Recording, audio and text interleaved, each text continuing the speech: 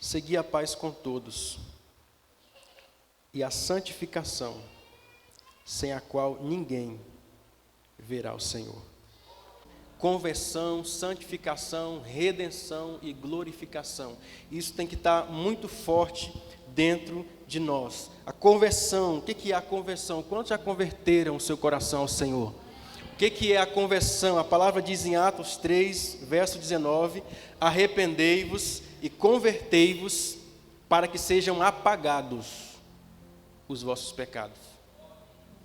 Aquela pessoa que não se converte, todos os seus pecados permanecem.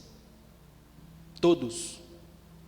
Onde não existe arrependimento, onde não existe conversão, também não existe perdão. O perdão só é ministrado na nossa vida por meio do arrependimento e da conversão, da mudança, porque o arrependimento necessariamente ele vai gerar em você a vontade de mudança. Se você diz assim, pastor, eu me arrependo de ter feito isso, mas você não quer mudar de direção, você não quer converter a direção da sua vida, então você não se arrependeu. Porque o arrependimento, necessariamente, ele vai gerar na nossa vida a mudança de rumo, a mudança de direção. Então, a primeira palavra é conversão. Se nós nos convertermos, o texto vai dizer que os nossos pecados, eles serão apagados. Sabe o que é isso, irmãos? Não é esquecidos, é apagados. Uma coisa é você, me perdoa, meu irmão, ele vai tentar esquecer o teu erro com ele. Outra coisa é você apagar, é como se aquilo nunca tivesse existido. O arrependimento e a conversão traz, então, o perdão dos nossos pecados. A santificação, como o texto que nós lemos aqui, que nos manda seguir a paz com todos, e a santificação sem a qual ninguém verá o Senhor. E a redenção, está escrito lá em Lucas capítulo 21, palavra de Jesus, né? Ele vai dizer o seguinte: haverá sinais no sol, na lua, e quando vocês verem esses sinais começarem a acontecer, levantem a cabeça de vocês, olhem para cima, porque a vossa redenção está próxima. Será que nós estamos próximos desse dia, meu irmão? O que nós temos visto acontecer nesses dias? Eu quero dizer para você, alegra o seu coração, porque a nossa redenção está mais próxima do que nós podemos imaginar. Nós estamos chegando o dia, nos aproximando o dia da nossa redenção eterna, o dia que estaremos para sempre com o Senhor e, portanto, chegaremos à nossa glorificação. Romanos capítulo 8, verso 17 diz: se com ele sofremos, também com ele seremos glorificados. Tanto a conversão, eu quero que você fique atento, porque é uma palavra bem didática, que você venha realmente aprender com isso para a sua vida, tá? Tanto a conversão como a redenção e a glorificação, elas acontecem em um instante da nossa vida. A conversão, você vem à frente, se converte. Você levanta sua mão, confessa a Cristo, se converte ao Senhor, um instante. Não é uma coisa que demora. A redenção, da mesma forma, a redenção acontece no momento do seu perdão. E a glorificação da mesma forma. A palavra diz que no abrir e fechar de olhos nós seremos transformados. O nosso corpo será transformado. Então, todos esses três processos, eles acontecerão num instante. Só que a santificação é durante toda a nossa vida. Toda a nossa vida. Sabe, a conversão, nós possamos falar um pouquinho sobre cada um. A palavra conversão quer dizer retornar, voltar. Então, logo, converter-se é voltar para Deus. É retornar para Deus. O fato de você se converter, a sua conversão, ela implica necessariamente numa mudança de direção. É você estar indo em uma direção e você vai fazer uma conversão, você vai ter que retornar. em direção contrária à que você está indo. É por isso que a palavra é conversão, é mudança de direção, é mudança de rumo, é retornar, é voltar. A ideia aqui do texto é de alguém que está indo numa direção e precisa voltar na direção contrária, precisa retornar à direção onde ela estava indo. O exemplo que nós temos muito claro disso é o do filho que abandonou a casa do pai. E a Bíblia diz que ele foi, só que chegou um dia da sua vida que a Bíblia diz que a palavra que ele disse foi: eu me porei a caminho e voltarei para a casa do meu pai. Você entende que não foi o pai que foi atrás do filho. O filho teve que mudar de direção e voltar para a casa do pai. Não somos nós que temos que ser alcançados, tem que ter alguém o tempo todo correndo atrás de nós. Nós temos que mudar de direção. Entenda uma coisa: se você não mudar de rumo, não adianta ninguém correr atrás de você, irmãos. Se você permanecer andando na direção errada, não adianta 20, 50 pessoas correr atrás de você para te ajudar. Porque enquanto nós não retornarmos para o lugar de direção, que é a casa do Pai, nós sempre estaremos perdidos. E a palavra se você olhar a parábola do filho pródigo, você vai perceber que o pai não foi atrás do filho em nenhum momento. O filho teve que contornar, que converter a direção da sua vida e retornar para a casa do pai. Por isso, você precisa, para um dia conhecer verdadeiramente o Senhor e estar vivendo essa expectativa da salvação, você precisa necessariamente contornar a direção errada que porventura você possa estar andando e voltar em direção ao nosso Deus. A palavra que Jesus usa lá para a igreja, para a igreja do Apocalipse é qual? Ele vai dizer: lembra-te de onde caíste, arrepende-te e volta. Tem que ter a volta, tem que ter o caminho de retorno para o Senhor. Por isso que a conversão ela é tão necessária na nossa vida. Por isso que o texto de Atos vai dizer: arrependei-vos e convertei-vos. Pastor, eu me arrependi. Você mudou de direção? Não, então seu arrependimento é nulo.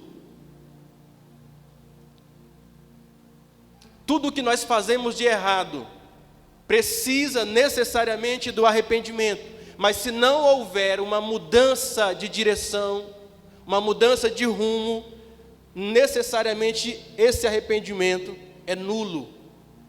Por quê? Porque nós nos arrependemos simplesmente para tirar aquele peso da consciência. Porque quando pecamos, a primeira coisa que acontece é o quê? A acusação. O diabo, ele faz o quê? Ele te oferece. E a palavra que o diabo sempre usa para convencer os bestas a pecar é só uma vez. Só uma vez. E aí nessa vez que você cede ao pecado, qual é a primeira coisa que o diabo faz? Você não presta, você pecou. Você nem crente você é. Você não é filho de Deus, você não serve para nada, você é um crente que envergonha, você não serve. A primeira coisa que ele faz é o quê? Acusar você. É por isso que a Bíblia diz que ele é o nosso acusador. E quem tem consciência ainda, porque nesse tempo está ficando raro, quem ainda tem essa coisa chamada consciência, não fica em paz. Quando você peca, você não consegue ficar em paz. Eu fico vendo como é que tem pessoas, queridos, que vivem presos na prostituição, e está lá, parece tudo normal. Pessoas que estão presas no adultério, traindo a esposa, e parece que deita no travesseiro e dorme tranquilamente. Parece que não tem consciência do que aquilo que está fazendo é errado. Queridos, o salário do pecado é a morte. Mas para aqueles que convertem o seu coração ao Senhor, a Bíblia diz que o dom gratuito de Deus é a vida eterna. Gratuito. A vida eterna. Portanto, a palavra diz em Isaías, se for possível, coloca para mim esse texto, Jennifer, Isaías 55, verso 7. A palavra diz o seguinte: deixe o ímpio o seu caminho, e o homem maligno os seus pensamentos, e se converta ao Senhor. E se o quê? Se converta. Você pode ser profeta aí, diga para o seu irmão, se converta, meu irmão. Converta o seu coração, né? Se converta ao Senhor. Olha o que o texto termina dizendo: que se compadecerá dele, torne para o nosso Deus, porque é grandioso em perdoar. Olha que texto maravilhoso, irmãos. Deixe o ímpio o seu caminho, o homem maligno os seus pensamentos, e se converta ao Senhor. Mude o rumo da sua vida, porque se assim você fizer, há um Deus te esperando, cheio de misericórdia, para te perdoar e para mudar e transformar a sua vida. Mas é necessária a conversão, é necessária a mudança de direção. A conversão é algo necessário, a conversão é uma exigência de Deus.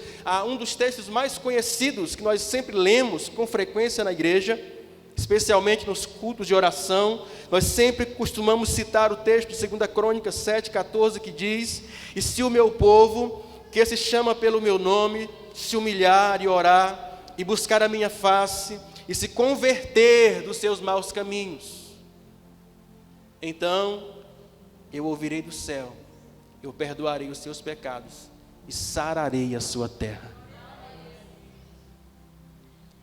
É tão bonito como o texto termina, né? Mas olha como o texto começa: e se o meu povo, que se chama pelo meu nome, se humilhar, orar, buscar a minha face e se converter dos seus maus caminhos.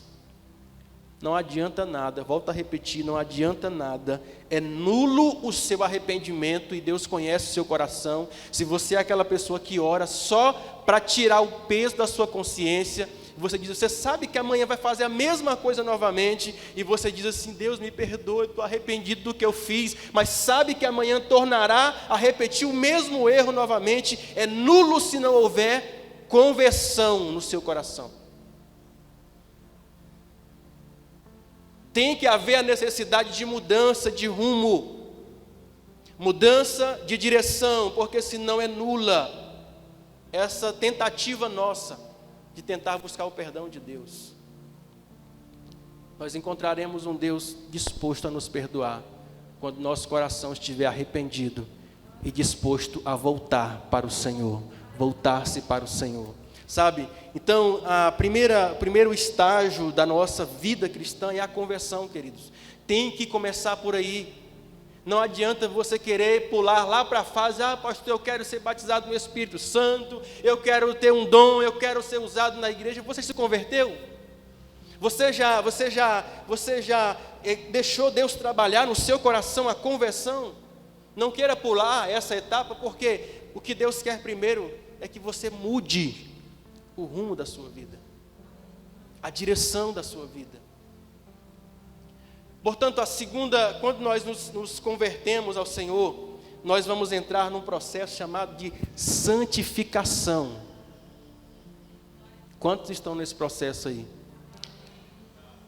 Estamos a caminho do céu, nesse processo de santificação, santificando as nossas vidas, para que possamos um dia, então, conhecer o nosso Deus. Como diz o texto em Hebreus, seguimos então a paz com todos e a santificação, sem a qual ninguém verá o Senhor. John Wesley, ele tem uma frase muito interessante dele, um dos grandes homens de Deus da história recente da igreja, e a frase de John Wesley é: a conversão, ela tira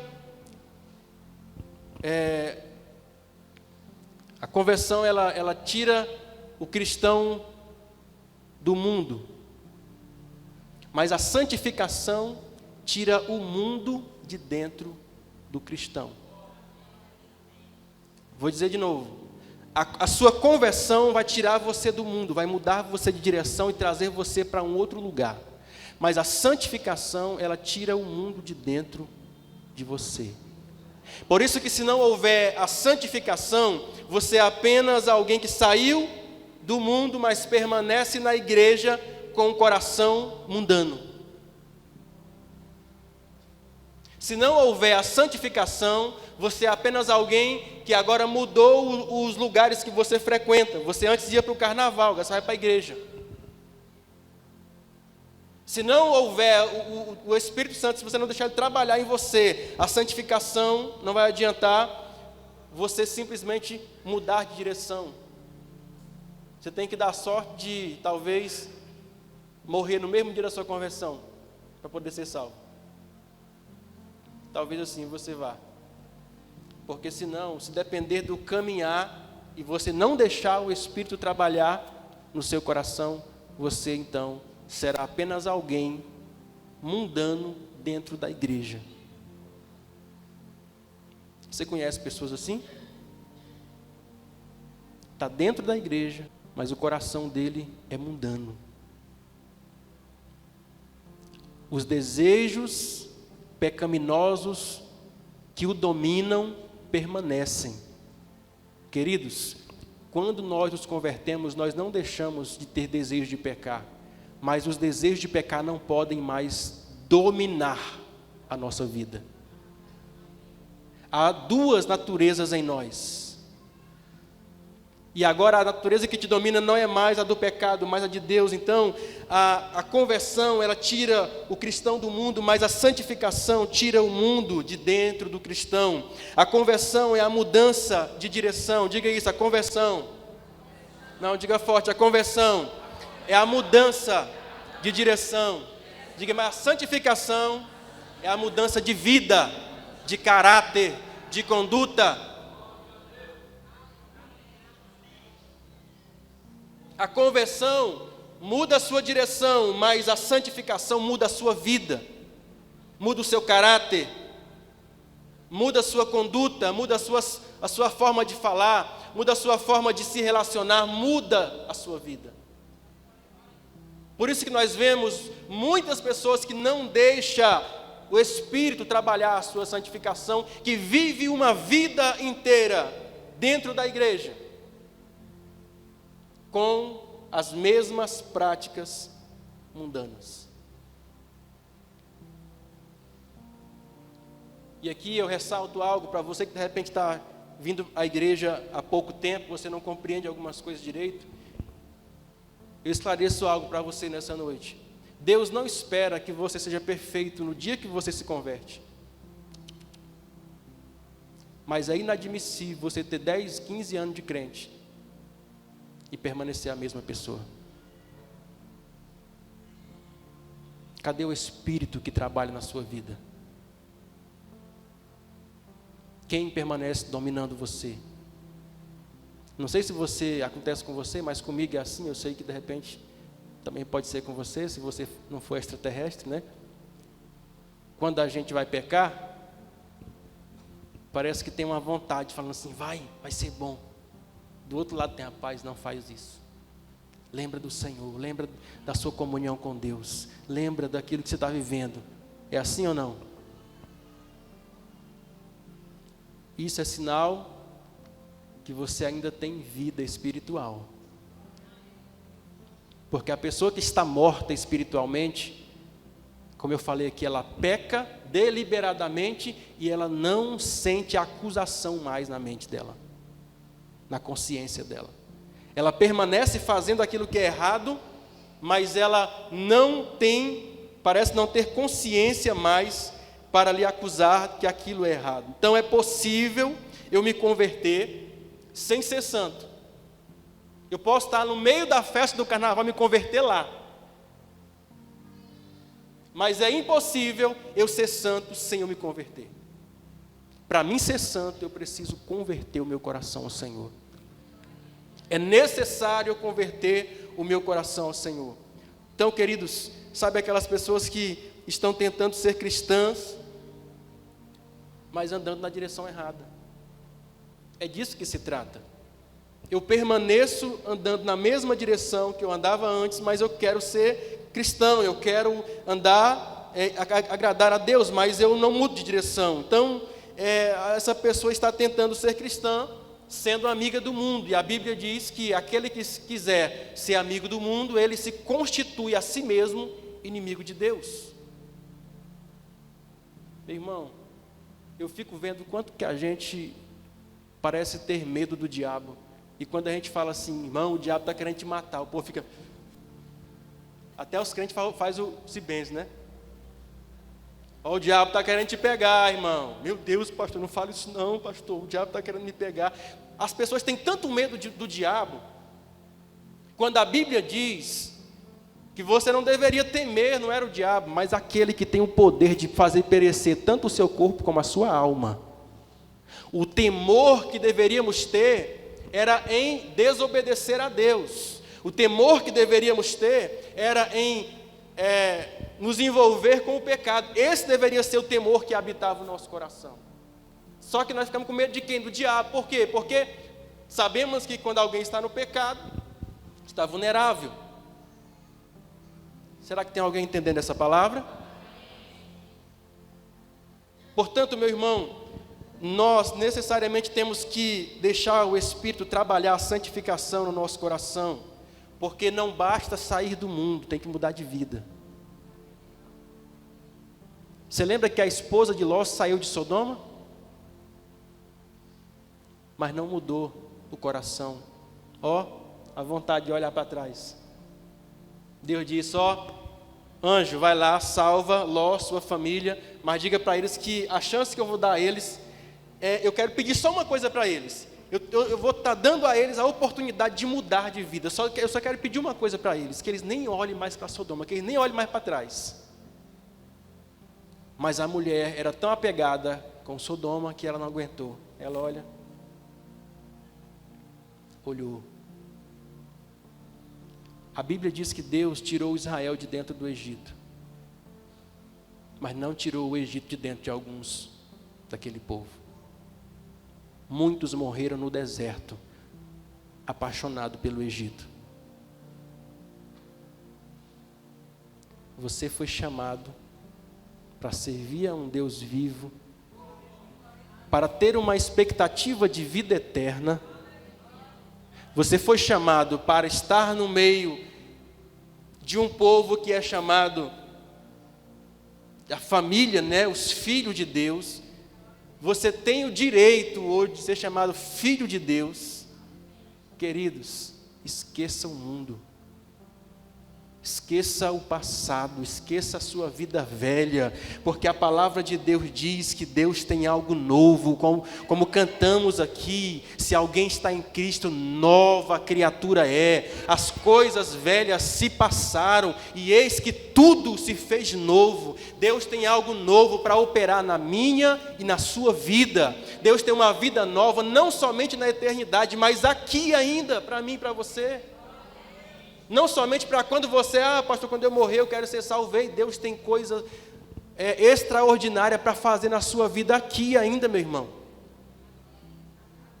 Não seja adepto da pregação que diz que aquilo que está aqui não tem mais valor. Ei, tem sim, senão Deus te matava quando você se converter, quando você se convertesse. Essa vida tem valor para Deus. Tudo que você faz aqui tem valor para Deus. Tudo que você é aqui tem valor para Deus. E por fim, a vida eterna você vai herdar. Portanto, a santificação é algo que deve gerar isso, essa mudança interna dentro de nós. E a palavra é que sem santificação, né, ninguém verá o Senhor. Você pode ser jovem, e eu falo com alguns jovens aqui, você pode ser jovem, você pode ser idoso, você pode ser brasileiro, asiático, rico, pobre, não importa quem você é, o parâmetro é o mesmo. Sem santificação, ninguém verá o Senhor. O que define se você é salvo não é se você, pastor, eu sou crente da igreja X, não é isso. Eu sou pobre, como muitos dizem, né? Acho que por ser pobre vai ser salvo. Que define o parâmetro da salvação é santidade, santificação, santidade. É por isso que um dos principais conselhos de Jesus é orai e vigiai, orai e vigiai. Por quê? Porque não trata-se de quem você foi, meu irmão, mas de quem você é. É por isso que a santificação ela é um processo. E Deus olha para mim e para você, não é com o olhar do passado, de ontem, porque Deus está na eternidade. Por isso que a vida cristã não é quem você foi, mas quem você é agora. Se você tem 50 anos de crente, mas morreu embriagado lá no meio do carnaval, tu vai ser salvo, irmãos? Está com medo de falar? Ah, pastor, olha, é Deus, olha, vai chegar no céu, vai falar, Deus, é porque lembra que eu fui crente 50 anos, né? Mas porque aquele dia eu senti vontade de dizer, pois é, o diabo te ceifou naquele dia. Por isso que a santificação, por isso que o conselho de Jesus é orai e vigiai, porque não trata-se de quem você foi, mas de quem você é. Isso fala tanto para coisas boas como para ruim. Tanto que você foi de ruim ontem não faz mais sentido se você converteu o seu coração hoje ao Senhor, como também aquilo que foi de bom, isso é simplesmente um legado que você deixa, mas não é isso que compra a sua salvação, ou que garante a sua salvação. É quem você é agora. Por isso que a gente não deve cair na lábia de Satanás, nesse aspecto de só uma vezinha, só hoje, porque aí pode ser a porta que você abre para você perder a sua salvação. E talvez você está aqui hoje, você diga, pastor, então quem é que pode se salvar? Porque só vai ver o Senhor quem for santo. Então quem é que pode se salvar? Porque não tem ninguém santo nesse mundo. Já ouviu isso? Não existe ninguém santo. Como é que eu vou ser salvo como é que alguém pode ser salvo se ninguém é santo? E é aqui onde entra a redenção. Redenção. É aqui onde entra a redenção.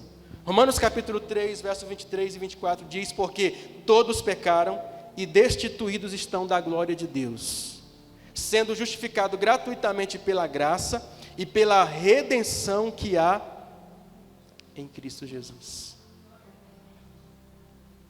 Olha que palavra maravilhosa. Todos pecaram e destituídos estávamos da glória de Deus. Mas somos salvos por quê? Gratuitamente pela graça. E a palavra diz que é pela redenção que há em Cristo Jesus. O que é redenção, irmãos? Redenção é o ato de libertação por meio de pagamento. Isso é redenção. Redenção é o ato de libertação por meio de um pagamento. Isso quer dizer que a pessoa que precisa ser liberta é porque ela se vendeu, porque ela agora é escrava. Então eu falei aqui agora há pouco, Romanos 6, 23 fala que o salário do pecado é o quê? Logo quando alguém peca, ela se vende, ela mesma se vende ao pecado. Então agora ela se torna escrava. Jesus disse que alguém que vive na prática do pecado se torna escravo do pecado. Então alguém que está vivendo na prática do pecado, ele se vendeu ao diabo. Alguns têm aquele medo de falar com relação ao pacto com Satanás. Mas na verdade, quando nós pecamos, é um negócio que fazemos com o diabo. Nós estamos nos vendendo a ele, então nós precisamos ser comprados de novo. E é aqui onde entra a redenção. Porque a redenção é para alguém que está escravizado. E o pecado escraviza. Queridos, eu acho tão incrível como que o mundo é sutil na forma de enganar as pessoas. Porque para eles, para quem está no mundo, envolvido com as orgias desse mundo, eles acham que eles que são os livres, porque dizem fazer tudo aquilo que quer. Quando na verdade eles não sabem que livres somos nós, que mesmo podendo fazer, não fazemos. Porque temos o poder de dizer não. E uma pessoa que está presa em um vício de uma droga, uma pessoa que está presa em um vício de bebida, na prostituição, no adultério, se ele está escravizado naquele vício, ele não consegue parar. Aí quem é que está preso? Será que somos nós que estamos aqui na igreja? Que poderia não estar aqui, mas vem, poderia não servir a Deus, mas serve, ou é aquela pessoa que está lá, que diz assim, eu queria tanto largar isso aqui, mas não consigo. Por que não consegue? Porque o escravo é ele, porque está escravizado, vendido ao pecado. É o exemplo, né, que o pastor contou há um tempo atrás, estava na empresa trabalhando, e aí um cara tirando sarro dele lá, você é crente, você é massa de manobra, você não tem vontade própria, e essas coisas que o mundo faz com os cristãos, né? Querendo tirar sarro da pessoa, tal, você não tem vontade própria, nós somos livres, fazemos o que queremos da nossa vida. Ele falou, é mesmo? Ele falou aqui, ó, eu fumo, eu posso fumar, você não pode fumar, você é crente. Ele falou, quem disse que eu não posso fumar?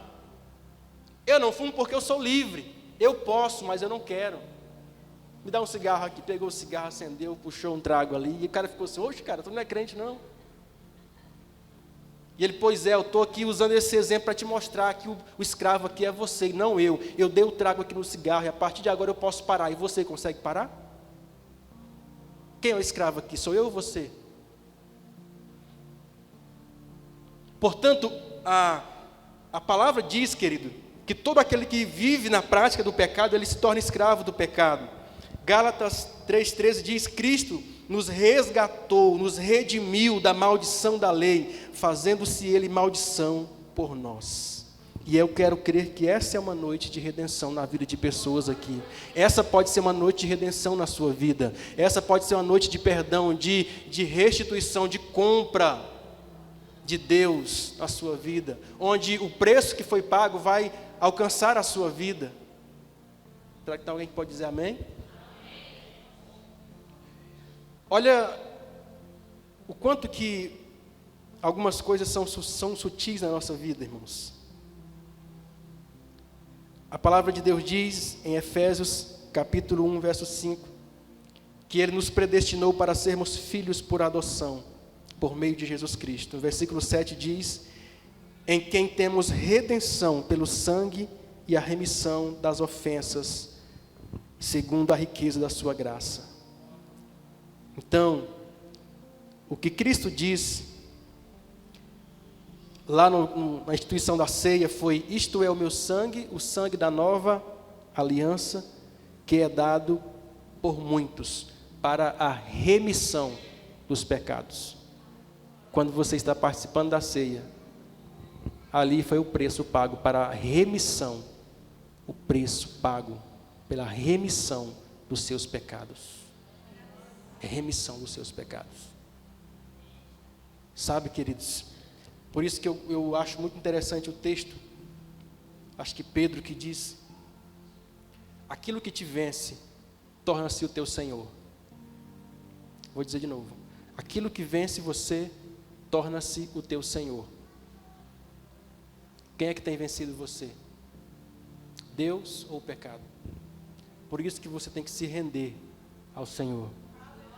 Deus, eu me rendo logo, eu não espero chegar no limite da minha vida para me entregar a Ti, eu me rendo logo. Por quê? Porque quando nós nos rendemos ao Senhor, Ele torna-se o nosso Senhor, Ele se torna o nosso Senhor. Glória a Deus, queridos. Então Jesus, Ele vai dizer que o sangue é o sangue da nova aliança para a remissão dos nossos pecados. Paulo mostra a importância da redenção. Ele vai dizer que se alguém pudesse confiar na carne para ser salvo, esse alguém era ele. Ele vai dizer, olha, não tinha alguém mais religioso do que eu, mais criterioso com a religião do que eu. No entanto, tudo aquilo que eu julgava ser aquilo que me salvava, que me tornava bom, eu abro mão de tudo isso para obter Cristo. Porque pela redenção dele, eu sei que eu posso sim ser salvo. Verdadeiramente ter segurança da minha salvação. Querido, a segurança da salvação não está na forma que você é criterioso em ser religioso, mas em a redenção de Cristo ter alcançado a sua vida. Em outras palavras, Paulo está dizendo, eu prefiro confiar na redenção de Jesus por mim, do que confiar na minha religiosidade. E aí, por fim, nós chegamos na glorificação, que é o processo de transformação do nosso corpo corruptível em um corpo incorruptível, A palavra de Deus diz, 1 Coríntios capítulo 15, verso 54, e quando isto que é corruptível se revestir da incorruptibilidade, e o que é mortal se revestir da imortalidade, então cumprir-se-á a palavra que diz, tragada foi a morte pela vitória. Aquilo que é corruptível vai se revestir da incorruptibilidade. Aquilo que é mortal vai se revestir da imortalidade. Esse momento é o momento final da transformação do cristão, queridos. E eu estou olhando para você aqui nessa noite. Eu quero te perguntar, será que há uma expectativa no seu coração desse dia, de nós chegarmos ao momento da nossa glorificação? É o que Paulo disse, o dia de recebermos a coroa da vitória, a coroação do cristão, a coroação final do cristão, que é a transformação do nosso corpo. Portanto, na verdade, a palavra diz que nem todos dormiremos, mas todos seremos transformados. O seu corpo mortal, fraco, que às vezes passa por tentações, que às vezes sente a latência pelo pecado, esse corpo que às vezes adoece, esse corpo que às vezes se sente angustiado, depressivo, a Bíblia diz que isso vai passar, queridos, e nós seremos alcançados e transformados por um corpo glorificado à semelhança do corpo de Jesus, onde a palavra diz que então estaremos para sempre com o Senhor. Eu sei, a palavra que Paulo disse aos Romanos, eu sei que em mim, isto é, na minha carne, não habita bem algum. Ou seja, esse corpo que nos atrai ao pecado, um dia nós nos livraremos dele. E nós estaremos em um corpo que não será mais possível sermos tentados. A glorificação, querido, é o momento onde você não será mais possível perder a sua salvação. O momento da transformação do seu corpo para um corpo glorificado é o momento que você não poderá mais perder a sua salvação. Por quê? Porque agora o seu corpo não é mais esse corpo. A tristeza não faz mais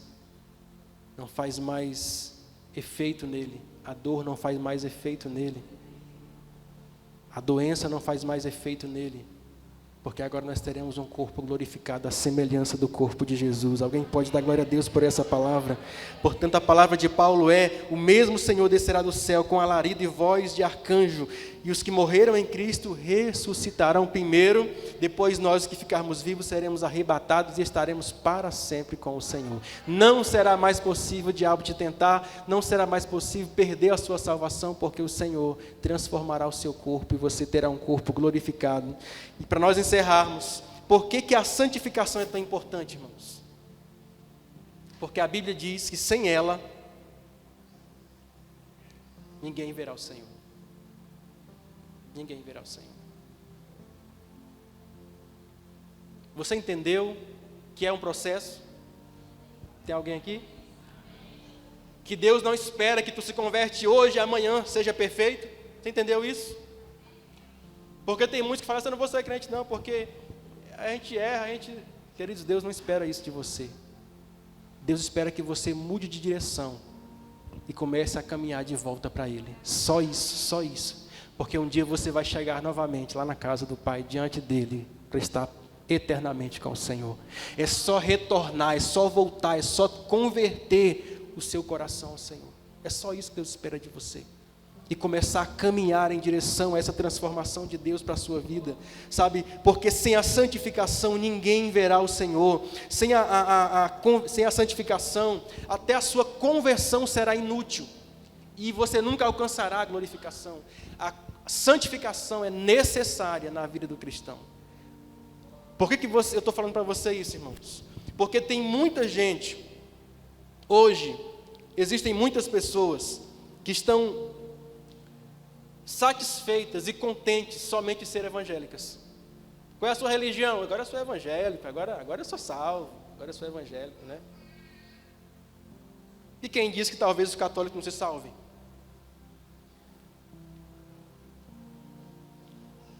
Não se contente em ser evangélico, mas em ser santo. Separar a sua vida para o Senhor. Santificar a sua vida no Espírito, sabe? Porque às vezes nós vemos que hoje, as pessoas hoje estão satisfeitas e brigando por isso. E para finalizar, deixa eu falar algo que o Espírito traz ao meu coração aqui. Eu não sei se você tem percebido que nesses últimos tempos, as pessoas não aceitam mais correção. Sabe por quê? Quando você vai corrigir alguém numa conduta errada, as pessoas, elas usam uma justificativa, uma palavra: não me julgue. Só quem pode julgar é Deus. Deus conhece meu coração. Eu estava lendo essa semana um texto e eu achei aquilo fantástico. Se for possível, coloca para mim Provérbios 13, 24. Na versão NVI, acho que tem ela aí. Coloca Provérbios 13, 24. Olha aqui o quanto que esse texto é fantástico. Quem se nega a castigar o seu filho não... Deixa eu falar uma coisa para você. A correção, ela é tão importante quanto a misericórdia. Misericórdias. Aí, as pessoas, quando erram, não quer mais ser corrigida. Não me julgue. Só quem pode julgar é Deus. Ei, não sei se você sabe, mas palavra de Jesus aos discípulos, João 20, 20, ele disse: se eu estou ungindo vocês com o Espírito, e aqueles quem vocês orar ministrando perdão, será perdoado. E quem vocês ministrar retendo perdão, será retido. A igreja, ela deve fazer o papel da correção, porque senão perde o sentido de ser igreja. Você está aqui é para ser corrigido, meu irmão. Você é crente, é para ser corrigido. Um dos principais motivos da ira de Deus com o povo de Israel é o tal da dura cerviz. O que é dura cerviz? Pescoço duro. Deus puxa aqui, ó, não.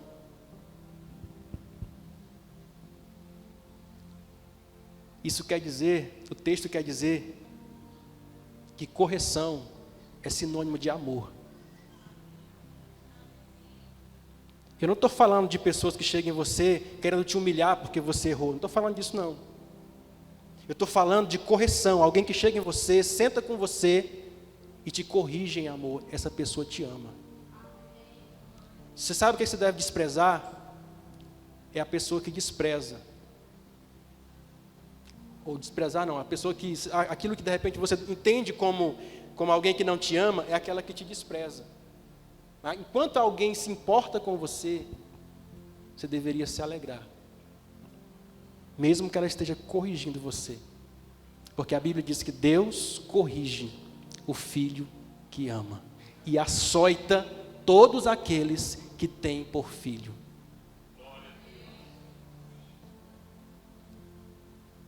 Queridos, eu gostaria muito que essa palavra ficasse guardada, cravada no seu coração. Porque eu não quero que nós passemos anos caminhando para a igreja e no dia do arrebatamento 3 pessoas serem arrebatadas. Por quê? porque ficaram nessa de caminhar para a igreja e tal, mas não mudar de direção, não mudar de rumo, não converter o coração, não vai mudar a sua vida, querido. Nós precisamos converter o nosso coração. A coisa mais gratificante para um pastor é quando uma pessoa se converte e logo a gente começa a se escutar na rua. Cara, como fulano está mudando? Como fulano está mudando? Eu quero declarar essa palavra na sua vida nessa noite. Que o Espírito Santo tenha a liberdade de trabalhar a santificação no seu coração. A santificação no seu coração. Porque é a santificação que nos colocará diante de Deus. Diante do Senhor, estaremos diante dEle, diante da face do Senhor, poder estar diante dEle um dia e podermos, desfrutar desse momento de intimidade com o Senhor. Ser santo. Sermos santo porque Ele é santo. Essa é a palavra, sede santo, porque eu sou santo. Sede santo, porque eu sou santo. Sede santo, porque eu sou santo. Então, estou encerrando, você pode ficar de pé? Muitos pensam, meu irmão, que a graça dispensa a santidade. Você pode dizer isso, diga assim: a graça de Deus não dispensa a santidade. Glória a Deus. A palavra de Deus diz: pela lei de Moisés, quando alguém pecava, por 2 ou 3 testemunhas era morta. Quanto mais aquele que pisar o sangue que um dia trouxe redenção para ele. Pastor, na época da lei era muito rígida as coisas. Ei, meu irmão, redobre a sua atenção, porque a graça foi abundante sobre nós, então também o castigo será se nós não vigiarmos.